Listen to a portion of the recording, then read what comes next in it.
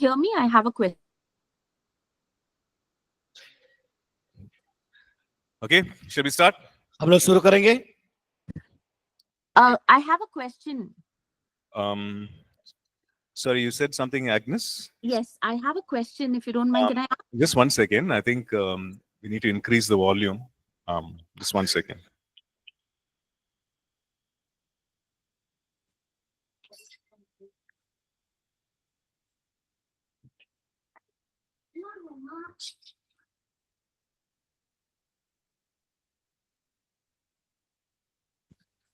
Agnes, we'll try to Yes. fix the audio levels, but can you put it on the chat, please?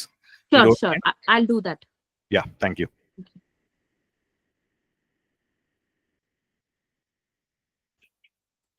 Okay. ध्यान दें इधर. Okay, so we are looking at, we are studying about the work of the Holy Spirit every day in the believer's life. हम देखते हैं पवित्र आत्मा का काम विश्वासी के जीवन में प्रतिदिन, Every day in the believer's life. हर एक दिन विश्वासी के जीवन में. So what does the Holy Spirit do?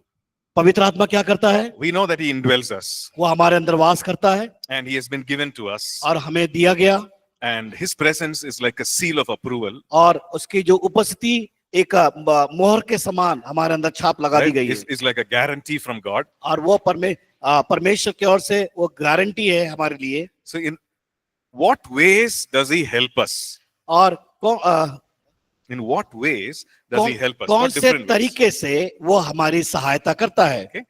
So one of the main ways that the Holy Spirit helps us is to bring in holiness in our lives. और सबसे पहले हम देखते हैं हमारे जीवन के अंदर वो जो पवित्र आत्मा कार्य करने का जो तरीका है वो पवित्रीकरण के द्वारा या पवित्रता के द्वारा. See, He is the Holy Spirit. क्योंकि वो पवित्र आत्मा है, He is holy. वो पवित्र है. So He brings that holiness into our lives. और वो चाहता है कि हमारे अंदर भी वो पवित्रता को लेके आए. We know that there are certain things in us which are not good, which are not holy. हम जानते हैं कि हमारे अंदर ऐसी बातें हैं जो सही हैं और सही नहीं भी है. But the Holy Spirit, He makes that work of sanctification in our lives. और वो आत्मा हमारे अंदर इस बात को कराता है कि हम अपने आप को पवित्रीकरण करें या पवित्र करें. Now it's a daily thing. ये हर दिन की प्रक्रिया है. You know, in our lives we might have some wrong habits, some wrong choices. कई बार हमारे अंदर गलत चुनाव और गलत रवैया हमारे अंदर होता है. And also some of the things that we have, wrong ideas. कई बार हमारे अंदर सोचने का गलत तरीका होता है.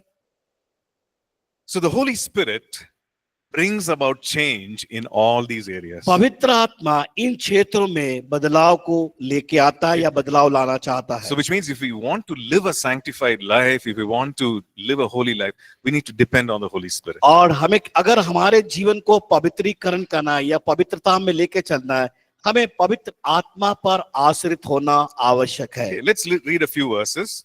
कुछ वचनों को हम पढ़ेंगे. And it says in Romans chapter 1 and verse 4. रोमी की पत्री उसका 1 अध्याय उसका 4 पद. It says that about the Lord Jesus, declared to be the Son of God with power according to the Spirit of holiness by the resurrection from the dead. और पवित्र आत्मा के भाव से मरे हुए में से जी उठने के कारण सामर्थ के साथ परमेश्वर का पुत्र ठहरा है. So he was declared to be the Son of God according to the Spirit of holiness. और वो देखते हैं कि परमेश्वर का पुत्र इसलिए ठहरा कि पवित्र आत्मा के द्वारा वो उस सामर्थ को कहा गया या उसकी घोषणा की गई. Okay, look at in the same book of Romans. Go to Romans chapter 15 and verse 16. अब हम इसी रोमी की पत्री में हम देखने पाएंगे कि 15 अध्याय उसका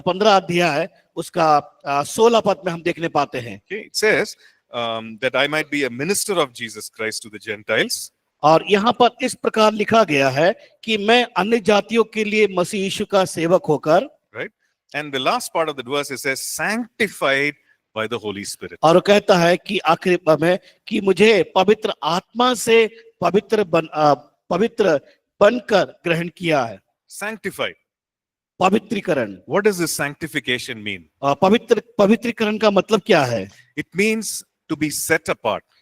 हमें क्या करना है? उन चीजों से अलग रखना, अलग करके रखना। So the Holy Spirit sets us apart for Himself. और पवित्र आत्मा उस स्वयं के अंदर हमें उन बातों से अलग करके रखता है। It's a process, और ये तरीका है, but He does it. और वो करता है।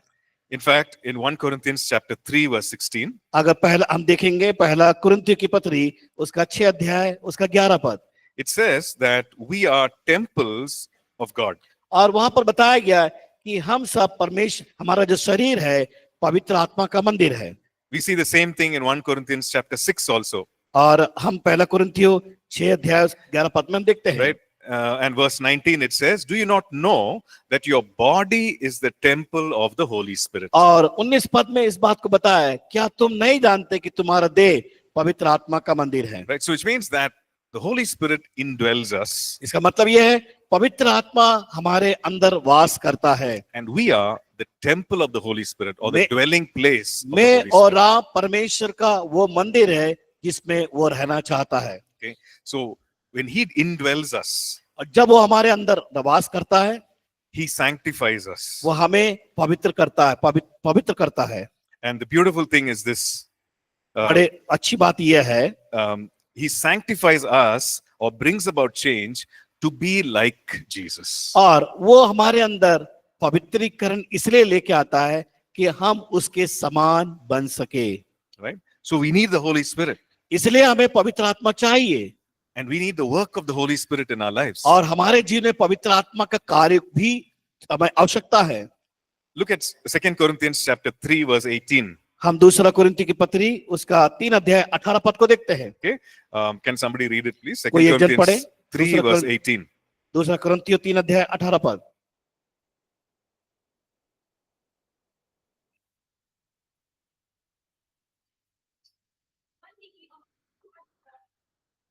Yeah. Just as by the Spirit of the Lord. Right. Okay. Can somebody read in Hindi also please? 2 Corinthians Hindi 3 पढ़े verse थे? 18. 3 का 18।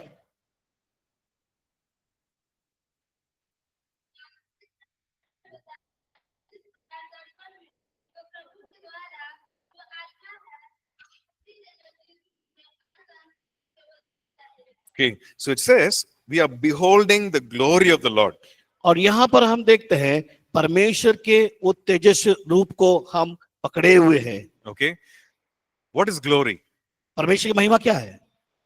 Who God is and what He does. वो परमेश्वर जो हमारे जीवन में करता है। Right. So we are encountering the glory of God. हम जब उस महिमा का सामना करते हैं या उसके साथ होते हैं, And we are being transformed.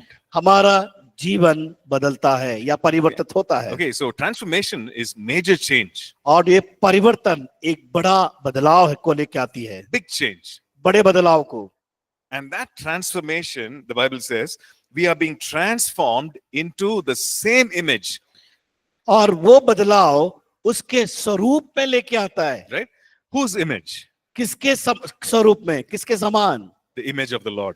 परमेश्वर के स्वरूप Right. में उसके समान। So the Holy Spirit wants to transform us into पवित्र that आत्मा image of Jesus. पवित्र आत्मा चाहता है कि हमारे जीवन को बदले उसके समान होने के लिए। And the last part of this verse says, by the Spirit of the Lord. और कहता है कि पर प्रभु के द्वारा जो आत्मा है, उस आत्मा के द्वारा। Right? So which means the Holy Spirit changes us to be पवित्र more like Jesus. पवित्र आत्मा चाहता है हमारे जीवन को पूर्ण रीति से बदले, Right. ताकि उसके समान हो सके And it says into the same image.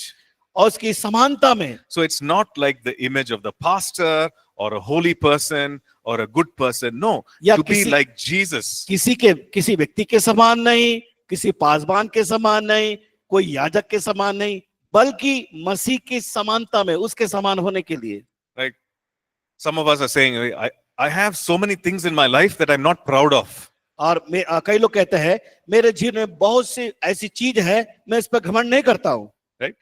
Those are some things that you never share with other person. और हमने उन बातों को हो सकता है दूसरे व्यक्ति के साथ शेयर नहीं किया हो, Because you're not happy about it. उसकी आप उससे प्रसन्न नहीं है, These are some things that in your life, जो आपके जीवन के अंदर है। maybe that you've done, that you said, हो सकता है आपने कहा होगा, आपने किया होगा, and you're not happy, you're not proud of it, आप उसके लिए कोई घमंड नहीं कर रहे हैं, आपने जो उन कार्यों को कर and you're wishing that, yes, I wish that some of these things would change in my life. हाँ, तब हम कहते हैं कि हाँ, मैं कुछ अपने जीवन के अंदर उस बदलाव को लेके आना चाहता हूँ, मैं चाहता हूँ। I've changed in so many areas, but this one area or these two areas, it's not changing.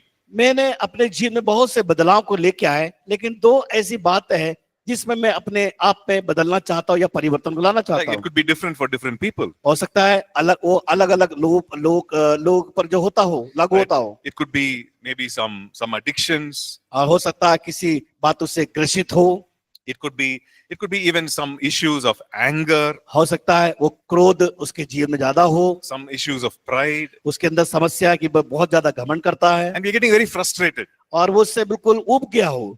saying, I'm a believer, मैं विश्वासी हूँ, I should not be thinking like this. मुझे ऐसा नहीं सोचना चाहिए, I'm a follower of the Lord Jesus. मैं यीशु के पीछे चलने वाला No, I व्यक्ति should हूँ, not be doing these things. मुझे ऐसे ये काम नहीं करना चाहिए।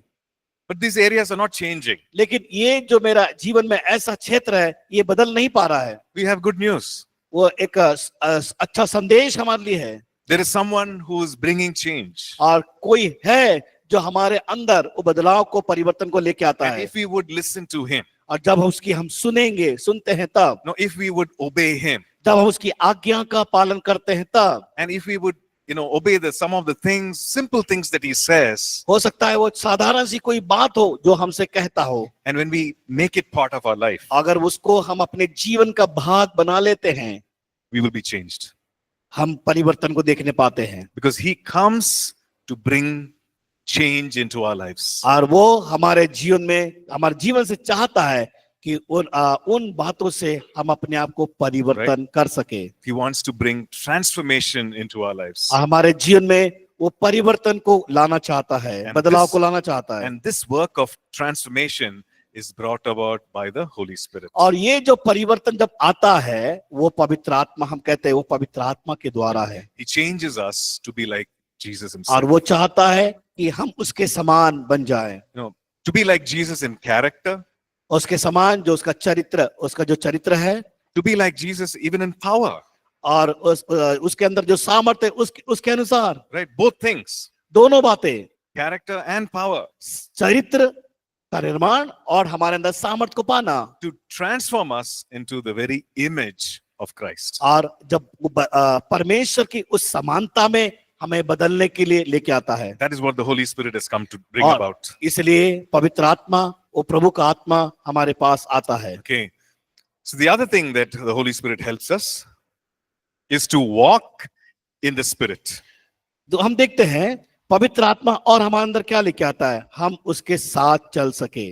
Right? So whenever we read the word walking or running, it's talking about the way we conduct our lives. और हम देखते हैं वहां पर चलने के बारे में, दौड़ने के बारे में, वो वहां पर हम देखने पाते हैं वो परिपूर्णता को लेके आता है, परिपूर्णता की बात तो कहता है। The Bible will say, walk in love. और कहता है कि आत्मा प्रेम में चलना, Or run the race with endurance. और हम उस दौड़ को, विश्वास की दौड़ को पूरी करना। So what does that mean? इसका मतलब क्या है? Does it mean that every morning you get up and start running? और इसका मतलब ये नहीं कि सुबह उठकर आप दौड़ना शुरू करो। Right? It means how you conduct your life, how you live your life daily. इसका मतलब ये है कि आप प्रतिदिन का जीवन किस प्रकार जी रहे हो या जीना चाहते हो। Right. So whenever the Bible says walk or run, it's talking about how we conduct our lives. और यहाँ पर हमारे जीवन को प्रतिदिन किस प्रकार चलाना है, किस प्रकार हमें दौड़ना है उसके लिए। The Holy Spirit has come upon us, or is inside of us, to enable us to walk in love. और पवित्र आत्मा से जब भर कर चलते हैं, हमारे अंदर उस प्रेम में चलने के लिए योग्य बनाता है। To walk in love. प्रेम में चले, What does it mean? इसका मतलब क्या है? The Lord Jesus brought a higher standard of love than anyone else. और परमेश्वर जो प्रेम है, जो किसी व्यक्ति एक संसार में ऐसा कोई व्यक्ति नहीं जिसके पास हो, जो उसके पास है करने के लिए कहता है। It was a very radical kind of love. और वो प्रेम बड़ा हटकर है, अलग है। He says, love those who hate you. और बड़ा कट है कि जो तुम्हें तिरस्कार करते हैं, जो तुम्हें पसंद नहीं करते, उनसे प्रेम करो। Right? And we are thinking, God, it's so difficult to love even those who like us. और आप कई बार हम कहते हैं, प्रार्थना करते हैं कि जो आपसे जो प्रेम जो करते हैं, हम उसको प्रेम करने के लिए हम ज्यादा प्रयास करते हैं। लेकिन how can I love those who hate me? जो मुझे तिरस्कार करते हैं, जो मुझे पसंद नहीं करते, उससे मैं कैसे प्रेम करूं? Right? These people are irritating me. और ये लोग मुझे क्या करते हैं, मेरे अंदर जलन को लेके आते हैं। I get frustrated every time I मैं उनसे see them. जब भी उनको देखता हूं मैं परेशान हो जाता हूं। We see this in Matthew chapter 5 and verse 43. और मत्ती समाचार 5 अध्याय उसका 44 पद, Yeah. It says, you shall love your neighbor. It was said, you shall love your neighbor and hate your enemy. But I say to you, love your enemies. और वहां पर देखते हैं कि तुम अपने समान पड़ोसी से प्रेम करो, और साथ साथ बताता है तुम अपने शत्रु से भी प्रेम रखना। It says, bless those who curse you. हम उन्हें आशीष दो जो हमें श्राप देते हैं। You know, normally we are nice to people who are nice to us. और हम साधारण तौर से देखते हैं जो हमारे साथ अच्छा व्यवहार करते हैं, हम उनके लिए अच्छे हैं। Right? If somebody comes and says, hey, there's a nice shirt you're wearing. और कोई व्यक्ति हमसे कहता है, अरे वाह क्या बात है, आपने अच्छे का शर्ट को पहने हुए, कपड़े पहने हैं। And we are saying, oh, hey, thank you. Yours is also a nice shirt. हाँ यार, ठीक है, अच्छी बात है, आपने भी अच्छा कपड़ा पहना है। Okay. And somebody comes and says, hey, you're looking very smart today. और कोई कहता है कि आपसे कि आप आज बड़े सुंदर लग रहे हो। You say, thank you. And hey, you're also looking the same. और धन्यवाद, आप भी अच्छे, आज बड़ा सुंदर लग रहे हैं। But if somebody comes and tells you, लेकिन कोई व्यक्ति आपसे आकर कहता है, you know, today something is wrong with you. ओ आपके साथ को आज कुछ गलत है, Right? Why is your face so ugly today? आज बड़ा आपका जो चेहरा बड़ा लटका हुआ लग रहा है। Are you feeling very happy?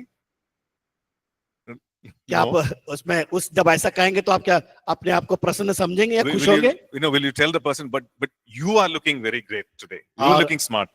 अब हम ये बड़ा आसान होता है कि तुम बहुत अच्छे लगते हैं, He will not say that. हम उस समय नहीं कहेंगे। Right?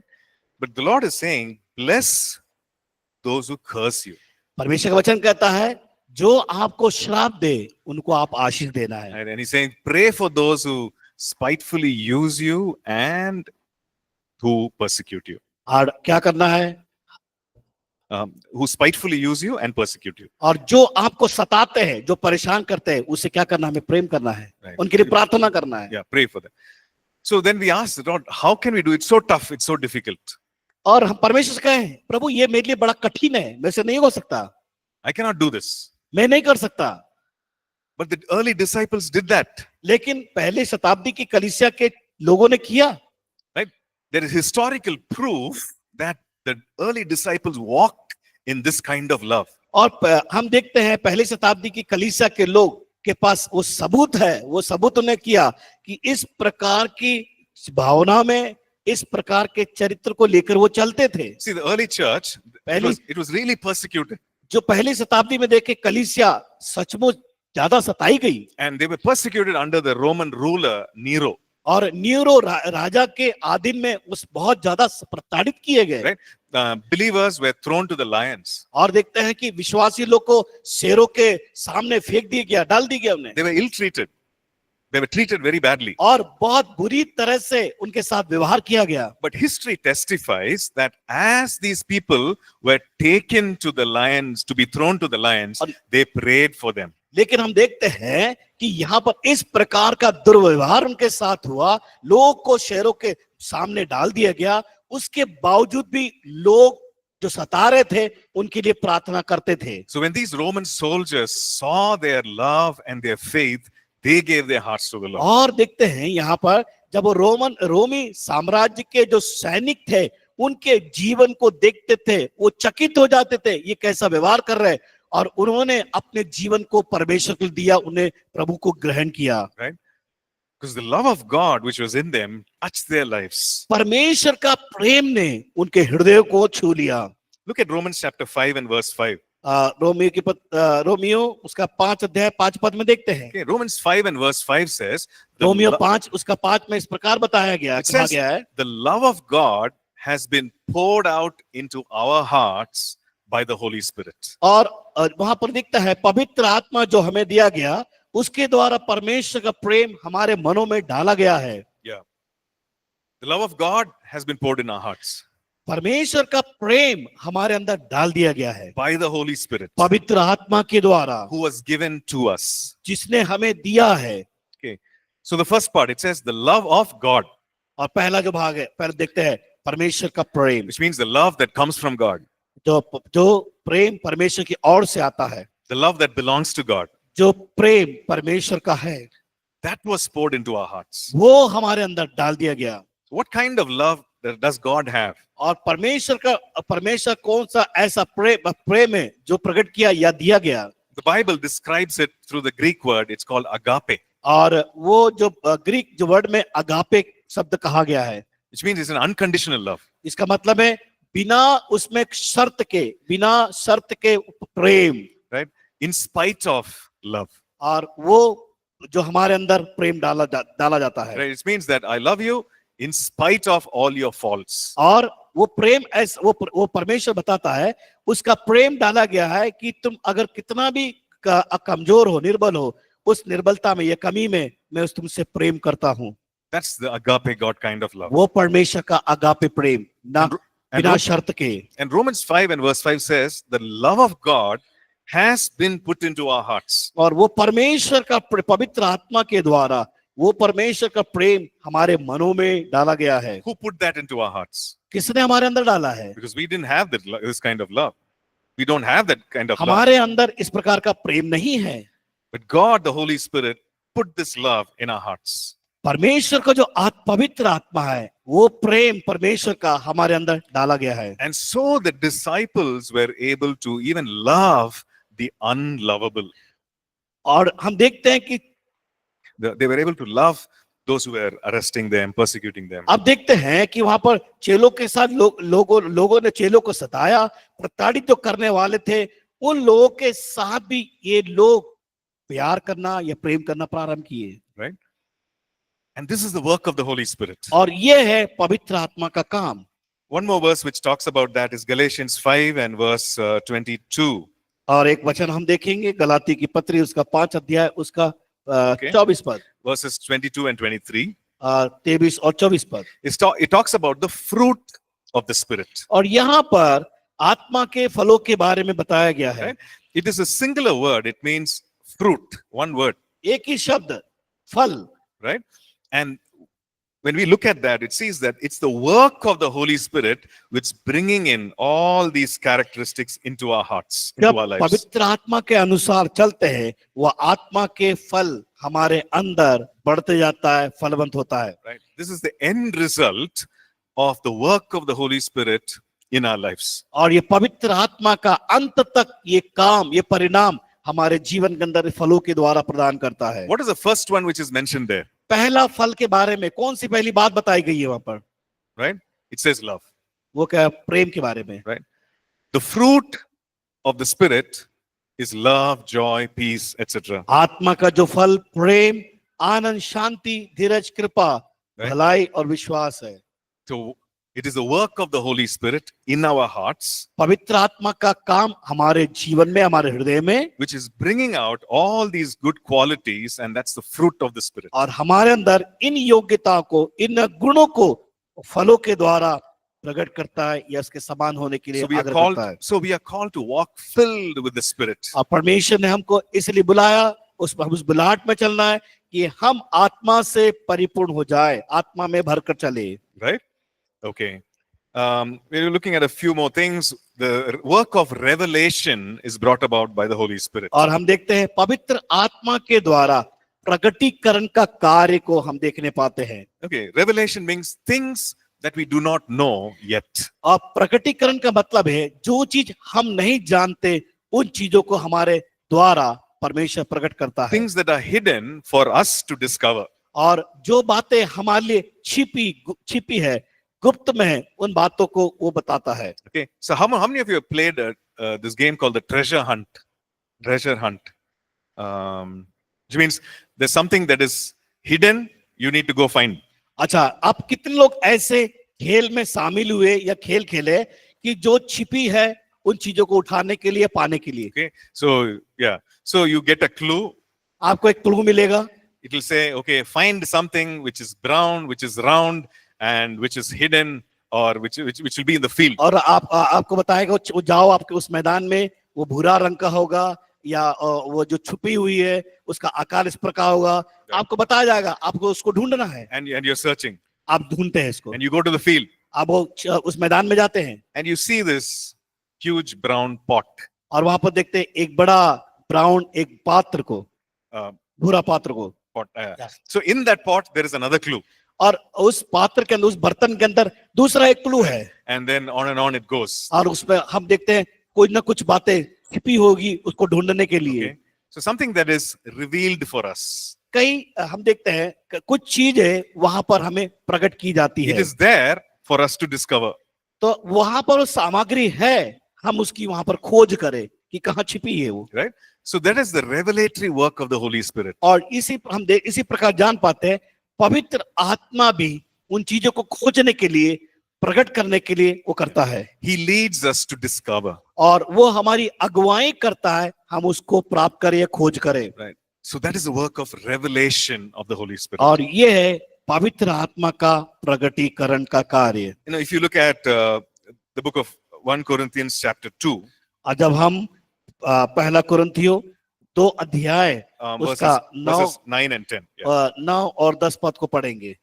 Can somebody read it, please? कोई एक जन पढ़े पहला कुरिन्थियों 2 अध्याय उसका 9 और 10 पद।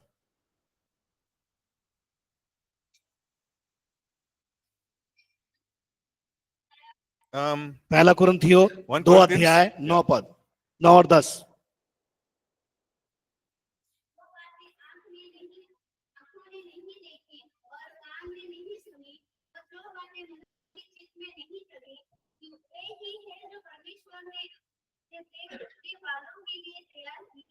Hmm.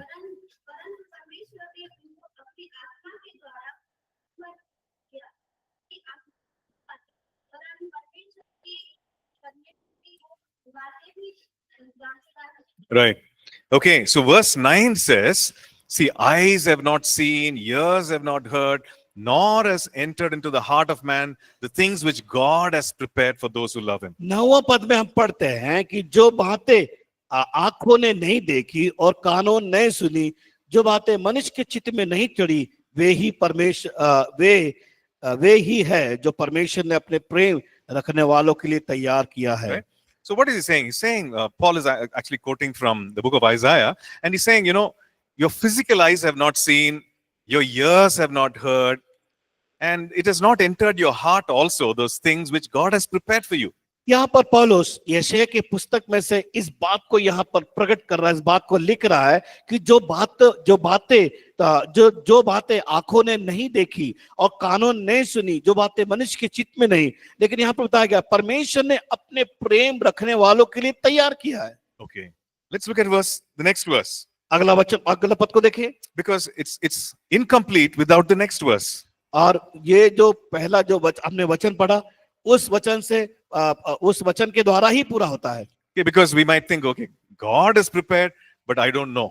परमेश्वर ने तैयार किया, मैं उसको जानता नहीं। God knows, but I don't know. परमेश्वर जानता है, मैं नहीं जानता। Now what is the use? तो इसका क्या मतलब है, या इसे मैं कैसे इस्तेमाल कर सकता हूँ? Yeah. So how can I discover it? How can I walk in it? What is the use of all मैं this? कैसे चलूंगा, मैं कैसे बढ़ूंगा, ये मेरे जीवन में कोई लाभ ही नहीं है। Right. So that is why in verse 10 we see 10 पद को देखते it हैं, says God has revealed them to us through his spirit. पर देखते हैं कि परमेश्वर ने उनको अपने आत्मा के द्वारा हम पर प्रकट किया। Amen. आमीन। Okay. So the Holy Spirit reveals or shows us these things that God has prepared for us, and he shows them to us. परमेश्वर का आत्मा इन बातों को प्रकट करता बताता है जो कि ये चीज है, ये परमेश्वर की ओर से है। Okay, so we need to depend on the Holy Spirit every day. हमें हर दिन पवित्र आत्मा पर आश्रित होने की आवश्यकता है। Lord, what are your plans for me? परमेश्वर मेरे प्रति आपके अंदर क्या योजना है? What are your purposes for me? मेरे जीवन में क्या उद्देश्य है? help me to discover it. मुझे मेरी सहायता कर उसको खोजने के लिए, Like prepare my heart for those things that you prepared. और जिस कामों के लिए आपने तैयार किया और मुझे भी तैयार करिए, And so lead me into it, God. मुझे मेरी अगुवाई कर उन चीजों तक पहुंचने के लिए। Okay. So the Spirit of God, the Holy Spirit, is called the Spirit of revelation. और हम देखते हैं कि जब ये जो आत्मा का जो काम है, आत्मा का जो प्रकटीकरण है, वो हम देखते हैं कि वो प्रकाशन करने वाली आत्मा है। See, in Ephesians chapter 1, एफेसी की पत्री पहला अध्याय verse 17, 17 पद, it says, the God of our Lord Jesus Christ, the Father of glory, may give to you the spirit of wisdom and revelation in the knowledge of him. और यहाँ पर इस प्रकार हम पढ़ते हैं 17वां पद में कि हमारे प्रभु यीशु मसीह का परमेश्वर जो महिमा का पिता है, तुम्हें अपनी पहचान में ज्ञान और प्रकाश की आत्मा दे। Right. So he starts by saying, the eyes of your understanding being enlightened. और हमारी आंखें उन बातों को, उस प्रकाशन को Right. प्राप्त करने के लिए तैयार करें। So he's not talking about physical eyes. यहाँ पर शारीरिक आंख के बारे में नहीं बात कर रहा He's है, talking about the eyes of your understanding being enlightened. और ज्ञान का प्रकाश जब आत्मा के द्वारा उसको पहचानने के लिए। And he says that that the Holy Spirit, who is the Spirit of wisdom and revelation, and may he give you that revelation in the knowledge of him. और यहाँ पर बताया गया है कि वो अपनी पहचान में ज्ञान और प्रकाश की आत्मा दे, और तुम्हारे मन की आंखें ज्योतिर्मय हो कि तुम जान लो कि उसकी बुलाहट की आशा क्या है, और पवित्र लोग में उसकी मिराज की महिमा का धन कैसा है। Right? And in verse 18, he says that you may know what is the hope of his calling. और वहां पर 18 पद में बताया गया है कि उसकी बुलाहट की आशा क्या है, उसको जान लो। Right? Many times we are saying, I don't know what the calling of God is. कई बार हम कहते हैं कि परमेश्वर की बुलाहट मेरे जीवन में क्या है। I'm confused. कई बार हम उसमें संदेह करने लगते हैं, Right? I don't know what God wants me to do. और परमेश्वर मेरे जीवन से क्या चाहता है। Depend on the Holy Spirit. पवित्र आत्मा पर आश्रित हो, Right? Rely on the Holy Spirit. और पवित्र आत्मा पर बने रहो। The Holy Spirit brings the mysteries of God, the plans of God, and the purposes of God into our hearts. परमेश्वर की उस छुपी हुई बात को और मिराज की बातों को हमारे जीवन में प्रकट करेगा। So he brings this information into our hearts, और वो जानकारियां हमारे हृदय में संगठित करेगी, इकट्ठा करेगी, so that there is a knowing inside of us, a और- growing understanding और inside हम of us. अंदर इस बात को समझ पाएंगे कैसे हमें बढ़ना है, और वो बात बढ़ रही है। Right?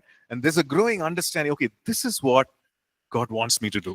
तो अब हम समझ पाएंगे कि हाँ, मुझे इस प्रकार परमेश्वर में आत्मा के द्वारा बढ़ना है। It doesn't come as a formula, और एक कोई विधि के द्वारा यहाँ पर नहीं आती, but it's a relationship. लेकिन एक रिश्ते के द्वारा, As we walk in the Spirit, जब हम आत्मा के द्वारा चलाए चलते हैं, the Spirit of revelation and understanding, और जो ज्ञान का प्रकाश जो हमें हमारे ऊपर प्रकाशित किया जाता है, He'll bring an understanding of those things which our eyes have not seen and our ears have not heard. उन बातों को हमारे पास लेके आता है या प्रकट करता है जिन आंखों ने नहीं देखी, जिन कानों ने नहीं सुनी। Okay, and those things that have not entered into our hearts, He'll bring, the Holy Spirit will bring an understanding of और those things. पवित्र आत्मा हमारे अंदर लेके आता है उस काम को समझने के लिए, करने के लिए। Okay, so that's the revelatory work of the Holy Spirit. और ये परमेश्वर का ज्ञान और प्रकाश का आत्मा कार्य करता The है। Holy Spirit also helps us to pray. और पवित्र आत्मा हमारी सहायता करता है साथ में कि हम प्रार्थना भी करें, Right? He enables us to pray in the Spirit. और वो हमें योग्य बनाता है आत्मा में होकर प्रार्थना करने के लिए। Whenever we encounter the phrase in this pray in the Spirit, और जब कभी हमें उस सामना हमारा होता है प्रार्थना करने के लिए, it's referring to praying in tongues. कि हम अन्य भाषा में प्रार्थना कर सके। Right? So Romans chapter 8, Roman verse की- 26 and 27. रोमी की पत्री उसका 8 अध्याय उसका 26 और 27 पद को हम देखने पाते हैं। Okay. Romans 8, verse 26 says, Roman 8:26 में कहा गया इस प्रकार, the Spirit helps in our weaknesses आत्मा हमारी दुर्बलता में सहायता करता है, because we don't know what we should pray for. क्योंकि हम नहीं जानते कि प्रार्थना किस रीति से करना चाहिए। Okay, the Spirit helps us in our weaknesses हमारी दुर्बलता में पवित्र आत्मा सहायता करता है, because we don't know what we should pray for, क्योंकि हम नहीं जानते किस प्रकार किस रीति से हमें प्रार्थना करना है। right? But it says the Spirit Himself makes intercession for us. लेकिन यहाँ वचन बताता है, आत्मा आप ही ऐसे आहे भर भर कर जो बयान से बाहर है हमारे लिए विनती करता है। Right? Intercession is praying for someone else. हम दूसरों के लिए विनती करने के लिए, The Spirit prays for us. पवित्र आत्मा उसके लिए हमें तैयार करता है। And it says here, with groanings which cannot be uttered. और The last part. Okay, The last. वहां पर लिखा है कि आहें भर भर कर जो बयान से बाहर है, Okay. With groanings which cannot be uttered by us, spoken by us. और जो आहें भर भर कर जो बयान से बाहर है, आत्मा हमसे बातचीत करती है। So the Holy Spirit prays. He enables us to pray. हमें तैयार करती है दूसरों के लिए विनती करने के लिए। Right? Whenever we don't, when we don't know how to pray, जब हम जानते नहीं किस रीति से प्रार्थना करना है, the Holy Spirit helps us to pray. पवित्र आत्मा हमारी सहायता करता है प्रार्थना करने के लिए। Okay. And we also see that the Holy Spirit leading us to pray is also called the sword of the Spirit. और Sword of the Spirit. और अब देखते हैं आत्मा की तलवार को लेकर प्रार्थना करना। Okay. So when we look at Ephesians chapter 6, और इफिसी की पत्री उसका 6 अध्याय 17 पद को हम देखते हैं, देखने No. पाते हैं उसमें। it may be a very familiar passage for और आपके लिए बहुत ही प्रसिद्ध वचन होगा। no, it talks about the armor of God, the weapons, वहां पे आत्मिक हथियार के बारे में दिया गया है, right? The weapons for spiritual warfare. जो आत्मिक युद्ध के लिए हमें उस हथियारों को कैसे इस्तेमाल करना है। Look at verse 17. 17 पद को देखें। It says, the sword of the Spirit, which is the word of God.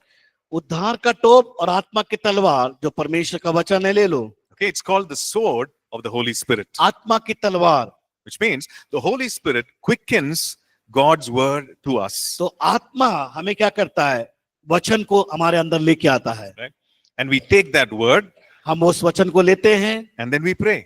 और हम प्रार्थना करते हैं, We take that word and we declare it. और वो उस वचन को लेते हैं, हम उसकी घोषणा करते हैं। Right? We take that word, and verse 18 says, praying with all prayer and supplication in the Spirit. और 18 पद में लिखा है, हर समय और हर एक प्रकार से आत्मा में प्रार्थना और विनती करते रहो। Praying in the Spirit. आत्मा में प्रार्थना करते The रहो, Holy Spirit helps us. पवित्र आत्मा हमारी सहायता करेगा। Right? So for the believer, the Holy Spirit helps us to pray. विश्वासी के जीवन में पवित्र आत्मा सहायता करता है Right.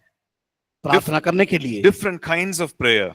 अलग अलग प्रकार की प्रार्थना करने Right? के लिए। You may have studied that in prayer and intercession class. और आपने मध्यस्थता की प्रार्थना में सीखा होगा, Prayer of faith, विश्वास की प्रार्थना, prayer of confession. अंगीकार की प्रार्थना, What else? और कुछ क्या, Prayer of supplication. और परमेश्वर के सम्मुख विनतियों विषयों को लेके आना, Prayer of asking and receiving. और मांगना और प्राप्त करना। Different kinds of prayers. प्रार्थना के कई प्रकार वहां पे दिए गए हैं। So the Holy Spirit helps us. तो पवित्र आत्मा हमारी सहायता करता है So we can rely on Him. ताकि हम उस पर बने रह सके। Because sometimes, the problem is too big and we don't know what we should pray. कई बार हमारे जीवन में बड़ी समस्या होती है, हम नहीं जान पाते कैसे हमें प्रार्थना करना है, But the Holy Spirit will help us. लेकिन पवित्र आत्मा हमारी सहायता करता है। And one of the ways in which He helps us is by praying in the Spirit, praying in tongues. और खास बात तो हमारी वो अगुवाई करता है कि अन्य भाषा में प्रार्थना करने के लिए। Okay. Okay, so we have a question here. Let's just answer that. Okay, so it says here, Agnes has asked, while we were speaking about the Holy Spirit convicting us, if we repent from that sin or conviction, do we still have to face the judgment? Okay, so when we repent from the sin, जब हम पाप से प्रायश्चित करते हैं, 1 John 1:9 says that we are forgiven. और पहला यूहन्ना उसका 9 पद में हम देखते हैं, And we are cleansed of all sin and forgiven of all unrighteousness. और जब हम अपने पापों को स्वीकार कर लेते हैं, प्रायश्चित करते हैं, हमारे पाप क्षमा किए जाते हैं। Okay. Then another question is, when we when we are convicted and we repent and ask for forgiveness, why do we still feel convicted or reminded of that sin for a few more days? Shouldn't we forget and start walking in a righteous path? Okay. यहाँ पर प्रश्न ये है कि जब हम हम पाप को मान लेते, स्वीकार कर लेते हैं और प्रायश्चित भी कर लेते, फिर वो बातें हमारे मन में 2 या 3 दिन जब हम क्षमा को भी मांग लेते, फिर वो क्यों कुछ दिन तक बनी रहती है हमारे जीवन में? Yeah. हम So क्यों हमारे वो याद दिलाते रहती बातें? So I think the answer you have actually given in the question itself. और आपने प्रश्न में ही उसे उत्तर दे दिया है। Yes, when we have asked God to forgive us, जब हम परमेश्वर से क्षमा को या प्रायश्चित करते, क्षमा मांगते हैं, we have the promise of Scripture that और परमेश्वर के वचन के द्वारा हमें प्रतिज्ञाओं को दी गई है the blood of Jesus कि यीशु का लहू cleanses us from all sin. हमारे सारे पापों को धो देता है। And when we confess our sins, He is faithful and just to forgive us of all unrighteousness. जब हम पापों की क्षमा प्राप्त कर लेते हैं और हम योग्य हो जाते हैं उसकी धार्मिकता में चलने के So लिए, let's say we ask wholeheartedly, हम पूरे sincerely, बस हम अपने पूरे हृदय में उसे स्वीकार करें, He forgives us. वो हमें क्षमा करता है। Now we need to receive forgiveness, हमने उस क्षमा को प्राप्त किया है। right? We are still feeling bad, हम हो सकता है अभी भी हम महसूस करते हैं कि मैं गलत हूं करके, but we need to receive that forgiveness by faith. लेकिन विश्वास के द्वारा उसे हमें प्राप्त करना या ग्रहण करना है। And once we have received that forgiveness, जब एक बार हमने क्षमा को पा लेते हैं, yes, there is still a memory of it. हाँ, ये एक बात ये है, वो याददाश्त बनी रहती है, याद हमें रहता है Yeah. कि क्या किया करके मैंने।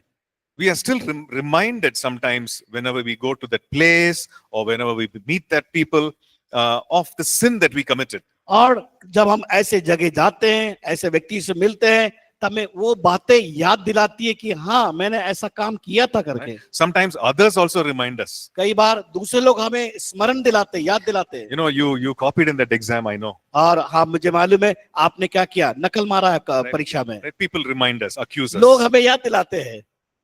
But we need to remind ourselves जब हम अपने आप में उस याददाश्त को लेके आते हैं, that we have sincerely asked for forgiveness, तो हम बड़े ईमानदारी के साथ हम अपने उस किए हुए गलती को मानते और क्षमा को प्राप्त करते हैं, and we have received forgiveness from Christ. और मसीह यीशु में हमने उस क्षमा को प्राप्त किए हैं। Right? We need to remind ourselves, वो हमें वो बात याद दिलाता है, स्मरण दिलाता रहता है, and we need to walk in faith ताकि हम विश्वास में चल सके, and not stay in that place of condemnation. ताकि हम उस दोष जो वहां पर लगाया जाता है, दंड के भागिए, वह हमें खड़े नहीं होना है। Right?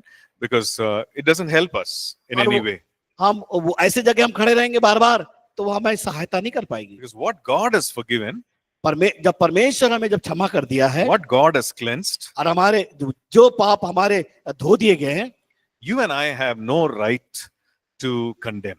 तो और मेरे आप और आपके पास वो अधिकार नहीं है हम उस पर दोष लगाने के And the लिए। most condemnation that we pour out is on our own lives. और हम कई बार दोष इतना हम अपने आप को दोषित करते हैं जो हमारे जीवन से जो निकलता है, उमड़ता है। Right? So we have no right to do that. हम ये सही नहीं है कि हम अपने जीवन में उस काम को करने के लिए। Okay, I hope that helps, Agnes.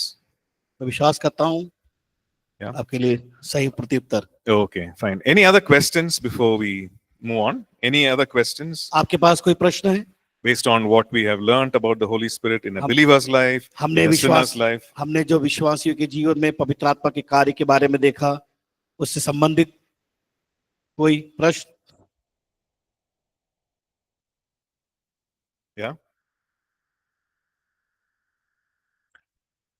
Okay. Okay, let's move on then. आगे बढ़ेंगे हम। So the Holy Spirit helps us in many other ways in our daily walk with God. जब हम दैनिक जीवन में हम चलते हैं तो पवित्र आत्मा हमारी सहायता करता है। So we need to recognize the presence of the Holy Spirit in our lives. हमारे जीवन में इस बात को पहचानना है पवित्र आत्मा किस प्रकार काम कर रहा That's the है। first thing. ये पहली बात है। And secondly, we need to lean in and receive the help from the Holy Spirit. और हमें क्या करना है, उसमें हो जाना है और उस पवित्र आत्मा से हम हमारे जीवन में उन बातों को प्राप्त करना है। He helps us to worship the Lord. और वो हमारी सहायता करता है उसकी आराधना करने के In लिए। fact, the Lord Jesus says in John chapter 4, verse 23-24. यूहन्ना 4 अध्याय 23 और 24 में इस प्रकार परमेश्वर का Right? He वचन says, कहता है, yeah, those who worship must worship in spirit and in truth. जो कोई आराधना करना चाहता है आत्मा सच्चाई के साथ आराधना करे. Right?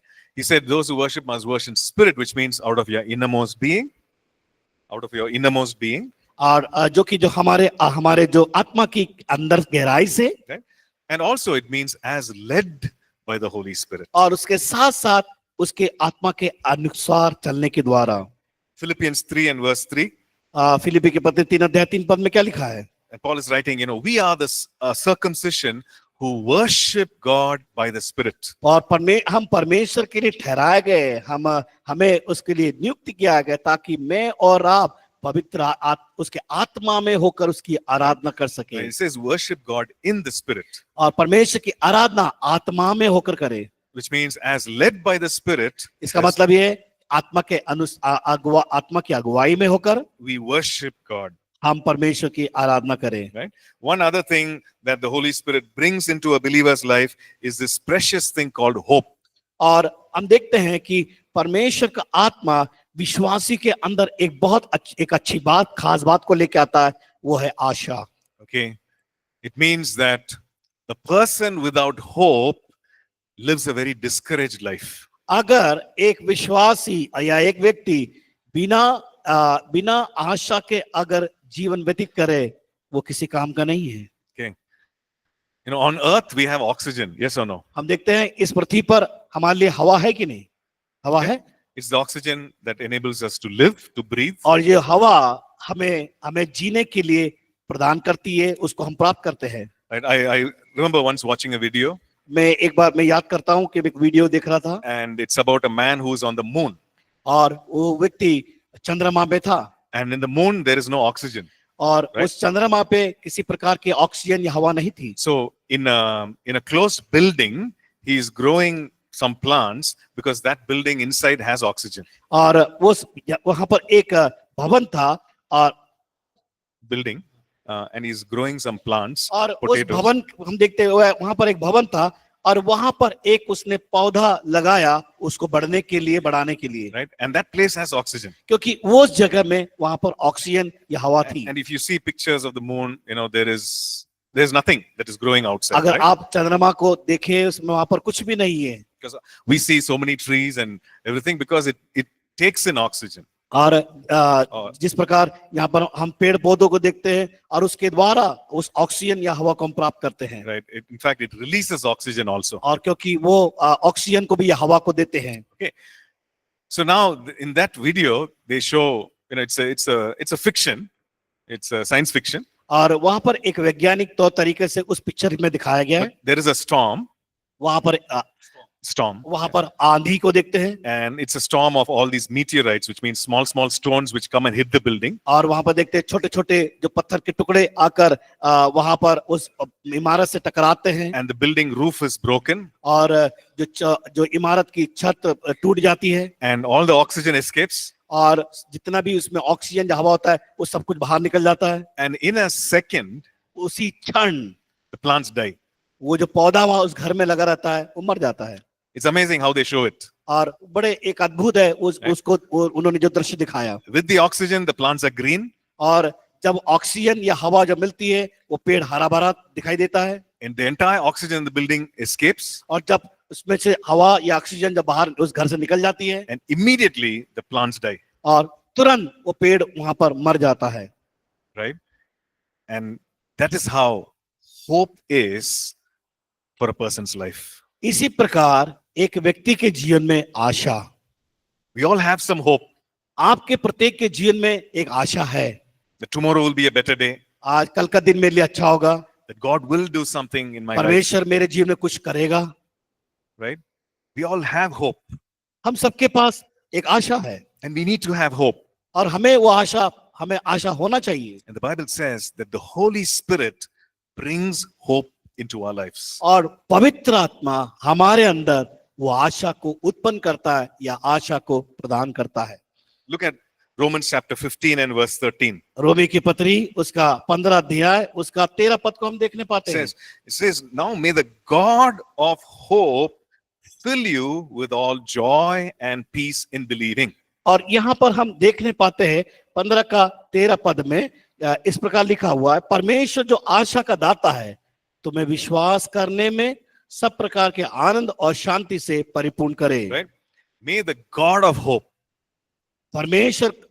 परमेश्वर जो आशा का दाता है, so which means from God there is hope that comes over and over again. इसका मतलब यह है परमेश्वर की ओर से वो आशा हमारे अंदर अंदर आती जाती रहती है। The Bible also says that God is love, और वो परमेश्वर का वचन बताता परमेश्वर प्रेम है, which means love proceeds from him to us. क्योंकि वो प्रेम उसके द्वारा हमारे जीवन में आती है या हमें प्रदान करती है। Right? So it says, may the God of hope fill you with joy and peace in believing, not in unbelieving, but in believing. अविश्वास करने वाले के ऊपर नहीं, लेकिन परमेश्वर जो आशा का दाता है तुम्हें विश्वास करने में सब प्रकार के आनंद और शांति से परिपूर्ण करे। Right? And it says that you may abound in hope by the power of the Holy Spirit. कि पवित्र आत्मा की सामर्थ से तुम्हारी आशा बढ़ती जाए। Right? By the power of the Holy Spirit, पवित्र आत्मा की सामर्थ के द्वारा, that you may abound in hope. और कि तुम्हारे अंदर बहुतायत से वो आशा बढ़ती जाए। What does it mean to abound in hope? तो आशा जो बढ़ती जाए उसका मतलब क्या है? It means to have abundance of hope. इसका मतलब बहुतायत से बहुतायत की आशा, Right? Lots of hope. बहुत सारी आशा, And that hope comes from the Holy Spirit. और ये सारी आशाएं पवित्र आत्मा के द्वारा हम प्राप्त करते You हैं। know, when we go through the epistles, जब हम जो पत्रियों में जब पत्रियों को पढ़ते हैं, and when we read some of the instructions that Paul gives the disciples, और देखते हैं कि वहां पर कुछ निर्देश पौलुस अपने चेलों को जब देता है, you know, sometimes we wonder, how can Paul write that? कई बार हम सोचते हैं कि पौलुस ऐसी बातें क्यों लिखता है या कैसे लिखा है उसने, Or how can James write some things like this? और How can James write ये- something like this? कई बार हम देखते हैं कि जो याकूब ने अपने पत्र में बहुत से ऐसी बातें लिखा, हम समझ नहीं पाते ये सब कैसे उसने लिखा। Right? For example, James chapter 1 and verse 2. जिस प्रकार याकूब की पत्री उसका पहला अध्याय 2 पद को हम देखते हैं, He says, "My brethren, count it all joy when you fall into various trials." और वहां पर ये देखते हैं कि जब कहीं तुम परीक्षा में पढ़ते हो, गिरते हो। And Paul also writes, he writes to others, he says, "Rejoice in the Lord always, and again I say rejoice." और जिस प्रकार पौलुस कहता है कि सदा तुम आनंदित रहो, फिर मैं कहता हूं सदा प्रभु में आनंदित रहो। Where was Paul when he wrote this? पौलुस कहाँ था जब उसने ये शब्द को लिखा? Right? He was under arrest, और वो देखते हैं कि वो जब वो पकड़वाया गया, जब वो कारागार में था, and he's writing to those people who were outside, who were free. जो लोग कारागार के बाहर थे, जो जेल से बाहर थे, उनके लिए पत्र लिखकर वो बता रहा है। He's saying, "Rejoice." उसने कहा आनंदित रहो। How was he able to write that? कैसे वो योग्य बना लिखने के लिए? Because he had joy and peace by the Holy Spirit. क्योंकि पवित्र आत्मा के द्वारा उसके अंदर आनंद और शांति उसने प्राप्त किया या उसके अंदर Right? थी। He had abundance of hope by the power of the Holy Spirit. पवित्र आत्मा की सामर्थ के द्वारा पौलुस के अंदर बहुतायत की आशा को हम देखने पाते हैं। So instead of saying, "Oh, I'm in prison and what will happen to my life," अगर वो जेल में बैठा उस बात को उसके मन में सोचता, अरे मैं अब क्या करूंगा, मैं तो अंदर हूँ, किस प्रकार का होगा, क्या बात होगी मेरे जीवन में। he's encouraging others and giving hope to others who are outside. लेकिन जो बाहर है उनको वो उत्साहित कर रहा है, प्रोत्साहित कर रहा है बहुतायत की आशा को पाने के लिए। How did he do that? वो उसने कैसे किया? Because of the power of the Holy Spirit in his life. उसके जीवन में पवित्र आत्मा के सामर्थ के द्वारा। Okay. We'll stop here and we'll come back after the break. हम यहाँ पर ब्रेक लेंगे, इसके बाद फिर मिलेंगे।